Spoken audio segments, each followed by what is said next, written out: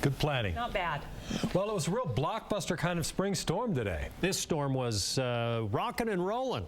It doused a lot of places. It turned really severe up in the Parley's Canyon area. We had some reports of windows that were knocked out and folks that were hit by the lightning, literally causing welts from the large size of the lightning strike. So again, very heavy rain causes the roads to become slick and hazardous. It also makes for hydroplaning, and that's the kind of thing we're going to have to deal with for the remainder of today, tonight, and tomorrow. And there's a widespread area of precipitation. It's springtime, and the moisture is available. And so finally, we're getting those heavier rains across northern Utah. Let's go to Live 5 Vipir. You can see where the front is right there. Vernal is 67, Provo is 52. So let's go to Live 5 Vipir, and let me pick out the areas that are really getting hit the hardest. Out here on the west side of the Great Salt Lake from Dell out towards Raleigh and moving north-northeast at about 40 miles per hour. Those are some severe thunderstorms. In the Ogden area, we've had these storms move out of Davis County now into Weber County, turning a little bit red here. No lightning strikes, so not severe, but have to watch out, slow down, because the hydroplaning is a problem. Along the Interstate 15 north of Castle Rock, this is a pretty good sized thunderstorm. And finally, up around the Downey area, we're getting some brief, moderate, and heavy rainfall here. So hit and miss areas of showers and thunderstorms. The worst is really over with, but we still have the remainder of tonight and tomorrow into Friday morning with this storm system to continue to produce precipitation. It is only 49 degrees in Salt Lake City right now. Big change from yesterday's 70s. 73 right now in Great Falls, so you can tell there's a cold front, and it's a really weird one. It kind of curls back from eastern Utah right across northern Utah around the center of this low pressure. And so as that cold front pivots to the northeast, Vernal, you're in the 60s right now. Once the cold front goes by, you'll notice a drop in temperature. We already had a big drop in temperature, over an inch of rain reported in Cedar City.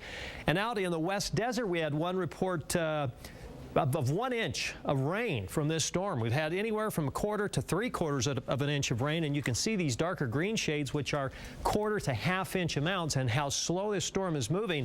Looks like there's some wraparound that'll continue the heavier precipitation across southern Idaho, parts of Nevada, and as this low pulls out, this zone right there, that will dribble by on Friday and give us another chance for showers. So Cache Valley, mix of rain and snow showers, 47, then 54. Great week coming up, highs in the 60s. Then for the Wasatch back, the snow level is going to be right around 6,000 feet tonight, and then dropping down a little bit more. So there could be some accumulation in Park City. There will be accumulation up above about 7,500 feet of 6 to 12 inches. A few thunderstorms as this front goes by through Price, and then clouds on Friday. Worst of the storm is over with. Next storm due in here Wednesday, but sandwiched in between, spectacular weather. Look at the Uinta Basin.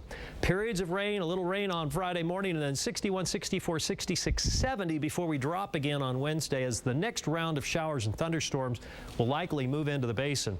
Southeastern Utah, 56 and then 53, and then back up to the mid-60s, dropping a little bit on Wednesday.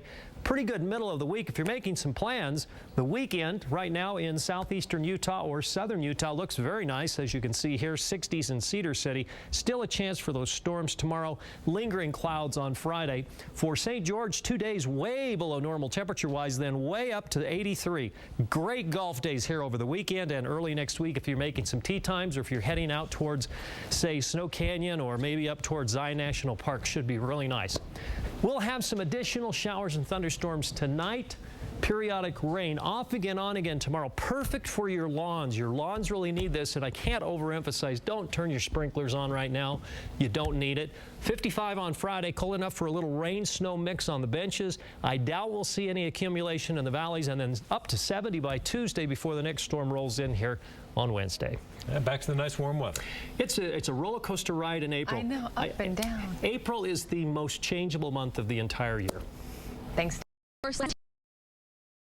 Waiting to see if anything else will slide. They're hoping for some dry weather, but these two areas are certainly not the only two in the state that were affected by this storm. For all the totals, let's turn to Dan Pope in the Weather Center. Dan. Thanks very much. And you know what? We've had a lot of rain in a few spots. Out on the West Desert, an inch of rain also falling in Cedar City. So these storms have been producing some significant rainfall. I found a new storm that has formed in the vicinity of Payson. This is not a big storm, but it is producing some light to moderate rain. Heavy to severe thunderstorms now along the west side of the Great Salt Lake.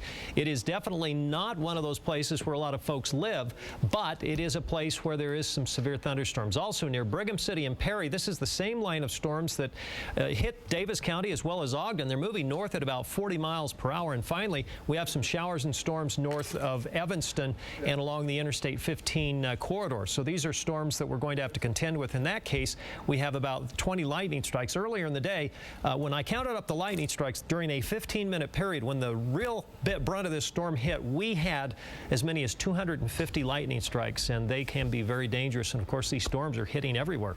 That's the latest from the Weather Department.